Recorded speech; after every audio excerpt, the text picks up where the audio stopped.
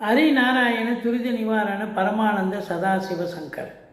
உலகெங்கிலும் வாழ்ந்து கொண்டிருக்கும் ஸ்ரீராம் ஆஸ்ட்ரோ யூடியூப் சேனல் நேயர்களுக்கு டாக்டர் சைதே ராஜாவின் அன்பான வணக்கங்கள். நாம் இப்பொழுது இந்த எபிசோடில் வார ராசி பலன்கள் ஒவ்வொரு ராசிக்கும் பார்த்துக்கிட்டு வரோம். இப்போது மகர ராசியை நம்ம பார்க்க போகிறோம். காலபுருஷனுக்கு மகர ராசி 10வது வீடு.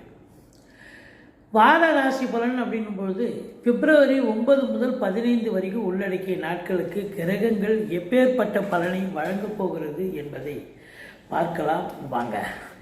இதை பொறுத்தவரையிலையும் சனி பகவான் ஆட்சி பெறும் வீடு இந்த மகரம். இப்போது கும்பத்தில் ஆட்சி பீடத்தில் இருக்கார், 2ஆம் இடத்தில் இருக்கார். 2ஆம் இடம் என்பது உங்களுக்கு குடும்பஸ்தானத்தில் சனி பகவான் இருக்கார். எந்த ஒரு ராசிக்கும் ராசிநாதன் அமர்ந்தால் கொண்டாட்டம் அப்படின்னு சொல்லணும். ஆனால் இந்த மகர கும்ப ராசிகளுக்கு கொண்டாட்டம் இருக்குது, 80% இருக்குது, ஒரு 20% திண்டாட்டமும் இருக்குது. ஏன்னா 7 சனி வந்துடுது. முதல் சுற்றாக இருந்தால் ஒரு 18-19 வயசுக்குள்ளே முதல் சுற்றாக இருந்தால் பிரச்சனை. 2வது சுற்று வந்தால் அது டென்ஷன் இருந்தாலும் ஜெயிக்கக்கூடிய நிலை. 3வது சுற்று 50 வயசு 60 வயசுக்கு மேலே வருதுன்னு சொன்னால் உடம்பு முடியாமல் போகக்கூடிய ஒரு நிலை. மற்றபடி ராசிநாதன் இந்த இடத்துக்கு வர்றதுக்கு 27 வருஷம் ஆகுதுங்க. அப்போது ராசிநாதன் நல்லது தானே செய்வார் எந்த ஒரு ராசிக்கும். அப்போது சனி பகவான் பொறுத்தவரையும் 2ல் இருக்கிறதால குடும்பத்தில் பல வரவு இருக்கும். ஆனால் குடும்பத்தில் சண்டை சச்சரவு பிரச்சனைகள் வரக்கூடிய ஒரு நிலை இருக்கிறது. மற்றபடி பாருங்கள், குரு பகவான் 5ல் இருக்கார்.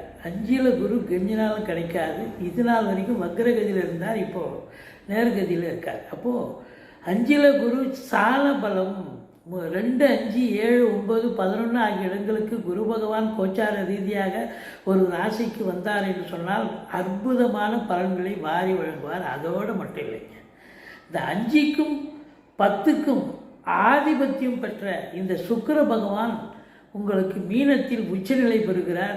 அப்போது பரிவர்த்தனை யோகம் ஆகிடுது. குருவும் சுக்கிரனும் பரிவர்த்தனை ஆகிடுது. அப்போது அங்கே 5ஆம் இடத்தில் ஆட்சி பெறுகிறார். இது அற்புதத்திலும் அற்புதமான ஒரு நிலை. அப்போது இந்த மகர ராசியில் பிறந்த அன்பர்களுக்கு 7 சனி இது நடந்த போதிலும் தொழில் உத்தியோகம் சிறந்து விளங்குமா? கண்டிப்பாக சூப்பராக இருக்குங்க, அற்புதமாக இருக்கும். ஏன்னா உச்சநிலை பெறுகிறார். 10ஆம் இடத்து அதிபதி மிக மிக சிறப்பு. அதையும் தாண்டி 9ஆம் இடம் பாக்கியஸ்தானத்தை குரு பார்க்குறார்.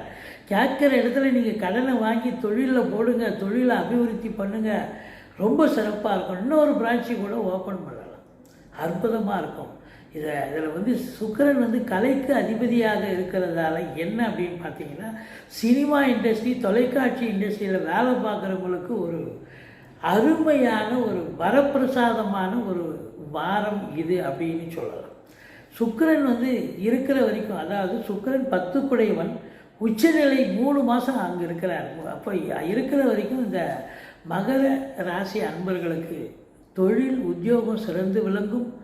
கலைத்துறையில் பணியாற்றக்கூடியவர்களுக்கு பேரு புகழ் அந்தஸ்து பெருமை போன்றவை கிடைக்கக்கூடிய ஒரு தருணமாகத்தான் இது விளங்கப் போகிறது. இப்போ குரு 5ல் இருக்கார் அப்படின்னா பூர்வ புண்ணியஸ்தானம் அப்படின்னும் பொழுது அந்த அதிபதி பரிவர்த்தனை யோகத்துக்கு ஆட்சி பெறுகிறார். அப்படின்னா குலதெய்வத்தின் அனுகிரகத்தாலும் இஷ்ட தெய்வத்தின் ஆசீர்வாதத்தாலும் இந்த வாரம் நீங்கள் நினைச்சதை சாதிக்க முடியும், சந்தோஷமாக இருக்க முடியும். சீட்டாட்டம், ரேசி, லாட்ரி, ஸ்பெக்குலேஷன், ஆன்லைன் பிஸ்னஸ் பண்ணுறவங்களுக்கு அற்புதமான ஒரு காலம். குழந்தை பாக்கி இல்லாதவர்களுக்கு குழந்தை பேர் கிடைக்கும். அடிக்கடி பூர்வீகம் சென்று வரக்கூடிய ஒரு நிலை இருக்கும். தந்தையால் அனுகூலம், தந்தை தொழில் செய்யக்கூடிய அன்பர்களுக்கு ரொம்ப அற்புதமான காலகட்டம். ஒரு சிலர் வெளிநாட்டு பயணம் செல்வதாக இருந்தால் தாராளமாக போகலாம், நல்லதே நடக்குமா? ரொம்ப நல்லது நடக்கும், ஒன்றும் குறை கிடையாது. இப்போ குரு பார்வை பாருங்கள், உங்களுக்கு ராசியை குரு பார்க்குறார். தெளிவான சிந்தனை செயல்கள். ஏற்கனவே 7 சனி நடந்துட்டு இருக்கிறதால கொஞ்சம் மந்திரிச்சு விட்ட மாதிரி இருப்பீங்க. இருந்தாலும் இப்போ குரு பார்வையில் இருக்கிறதால தெளிவான சிந்தனை செயல்கள் எண்ணங்கள் ஏற்படும். கௌரவம், புகழ், அந்தஸ்து, செல்வாக்கினை பெறுவீர்கள். இப்போ 7 சனி உங்களுக்கு கிட்டத்தட்ட 5 வருஷம் முடிய போகுது. முடியும் தருவாயில் இருக்கிறதால இதுதான் வாழ்க்கை, இதுதான் பயணம்னு நல்லது செஞ்சுட்டு போவோம். இருந்தாலும் இன்னும் 2.5 ஆண்டுகள் இருப்பதால் நீங்கள் சங்கடம் தீர்க்கும் சனி பகவானை மங்களம் பொங்க மனமை திரள்வ சச்சிரவிண்டி சனீஸ்வர தேவி இச்சகம் வாழ்க இன்னருள் தாத்தா. இந்த சுலோகத்தை சொல்லுங்கள். எள்ளெண்ணெய் தீபம் விட்டு வாருங்கள். சனி பகவானோடு சூரியன் புதன் இணைஞ்சிருக்கிறார்கள். சூரியன் கடைசி 3 நாள் தான் இருக்கார். முதல்ல மகரத்தில் ராசியில் இருக்கார். இப்போ 2ஆம் இடத்துல சூரியன் புதன் சனி சேர்க்கை இருக்கிறதால கொஞ்சம் எச்சரிக்கையாக இருங்க. தந்தைக்கும் உங்களுக்கும் கருத்து வேறுபாடு வரும்.